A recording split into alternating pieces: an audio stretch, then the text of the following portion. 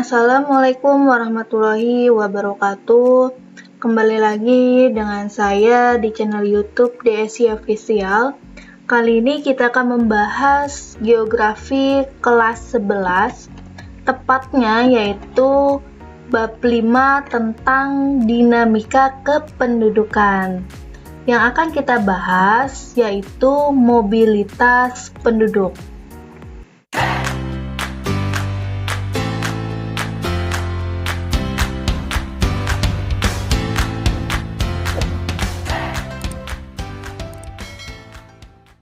Untuk bab ini, KD 3.5 yaitu menganalisis dinamika kependudukan di Indonesia untuk perencanaan pembangunan. Adapun tujuan pembelajarannya yaitu memahami mobilitas penduduk dan pengendaliannya. Mobilitas penduduk itu merupakan gejala fenomena sosial yang sering dijumpai dalam kehidupan sehari-hari. Jadi, mobilitas penduduk itu apa sih? Yaitu pergerakan penduduk dari satu daerah ke daerah lain. Intinya, melakukan mobilitas tujuannya adalah untuk memperoleh sesuatu yang tidak tersedia di daerah asalnya. Makanya dia melakukan perpindahan penduduk. Nah, orang yang melakukan mobilitas penduduk itu disebut dengan migran. Mobilitas penduduk terbagi menjadi dua, mobilitas permanen dan mobilitas non-permanen. Mobilitas permanen terbagi lagi menjadi dua, yaitu migrasi internal dan migrasi internasional. Sedangkan mobilitas non-permanen terbagi lagi menjadi dua, yaitu komutasi dan sirkuler. Kita akan membahasnya satu per satu.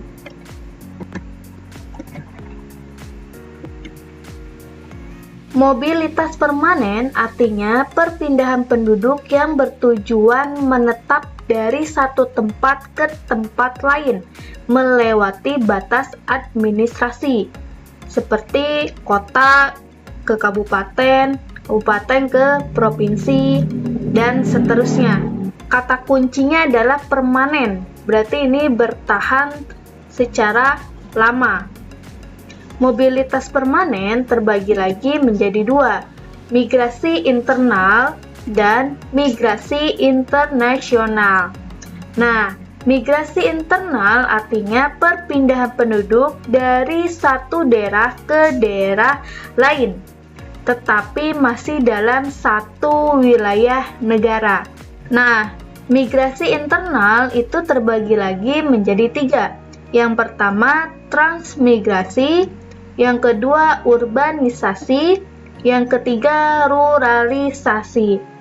Transmigrasi itu adalah perpindahan penduduk dari satu daerah ke daerah yang lainnya. Perpindahan dari daerah yang padat penduduknya ke daerah yang masih jarang penduduknya.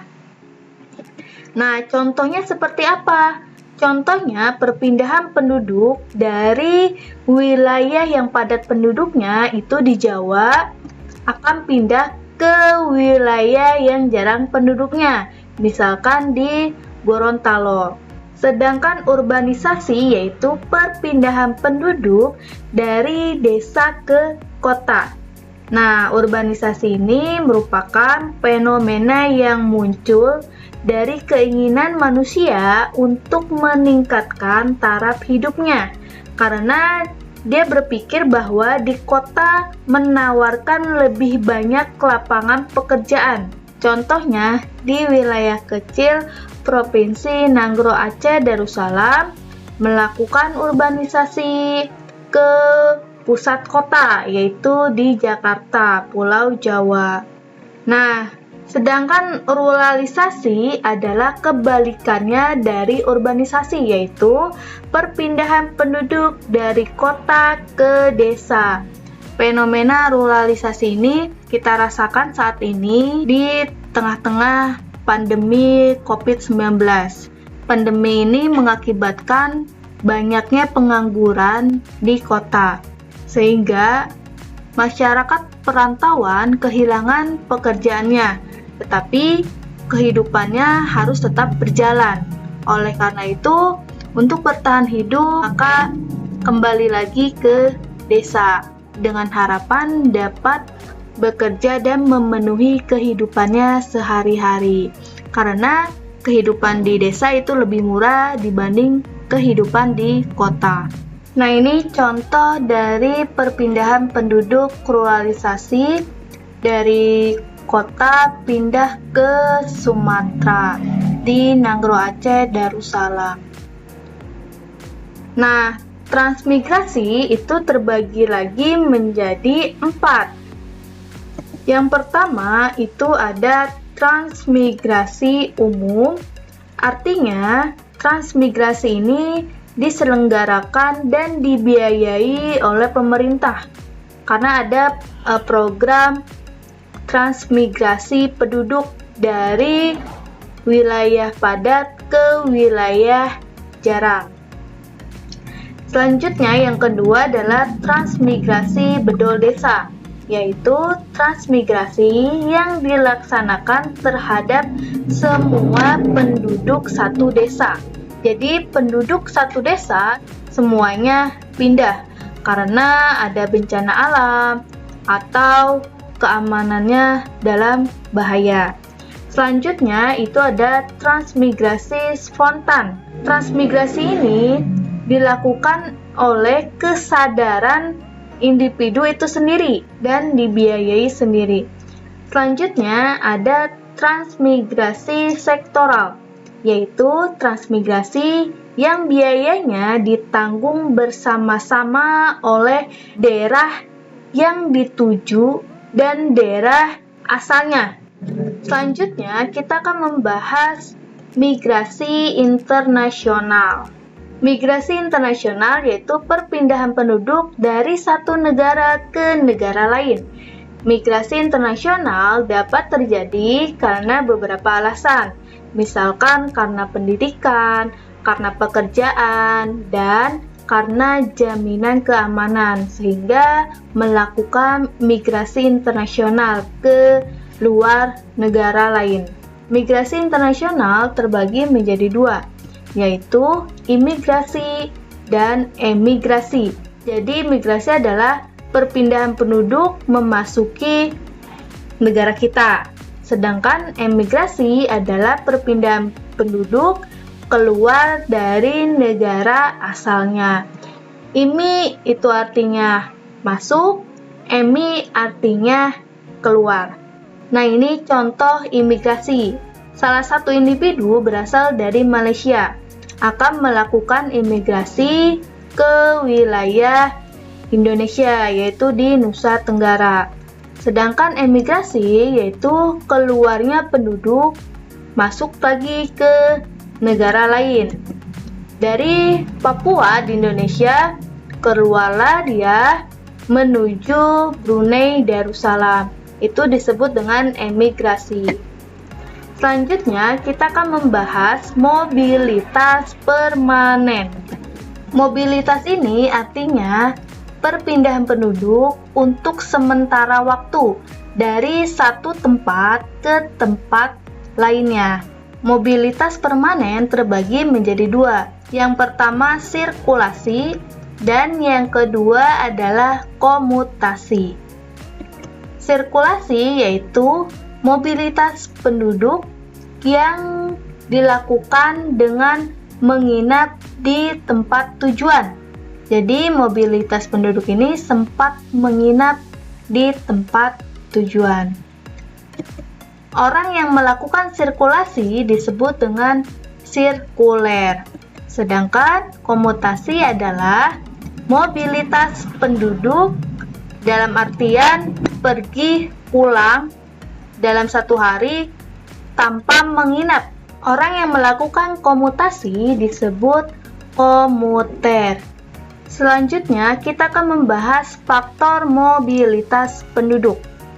Mobilitas penduduk terjadi karena berbagai faktor. Yang pertama, ada faktor pendorong dan faktor penarik.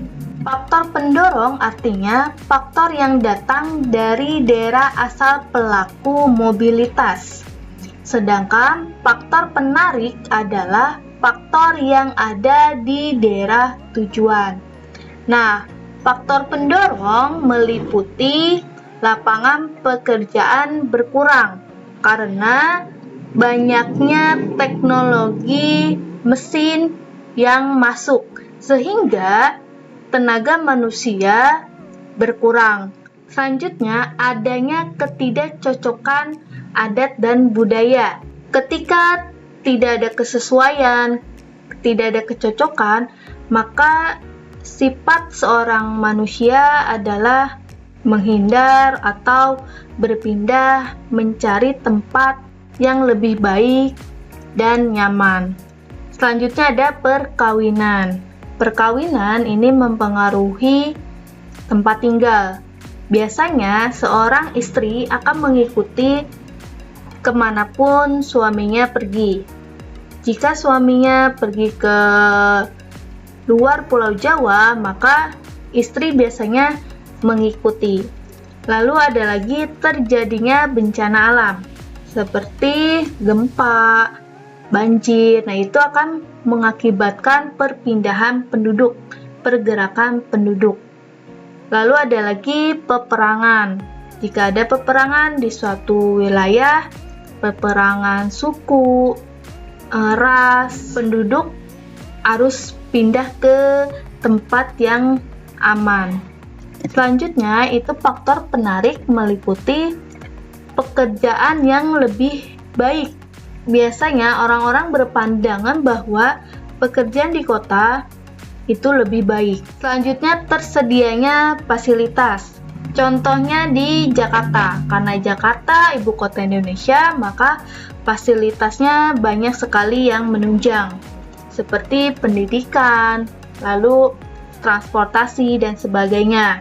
Lalu pendidikan yang lebih baik. Fasilitas yang baik, maka pendidikannya pun akan baik. Lalu ada lagi muncul rasa bangga di tempat baru.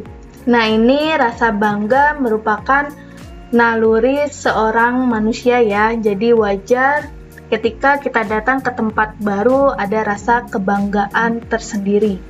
Oke, cukup sekian materi mobilitas penduduk. Jika ada pertanyaan, silakan ditanyakan. Tetap jaga kesehatan, jaga imun, jaga iman, agar kita terhindar dari COVID-19. Sekian dari saya, kurang dan lebihnya mohon maaf. Assalamualaikum warahmatullahi wabarakatuh.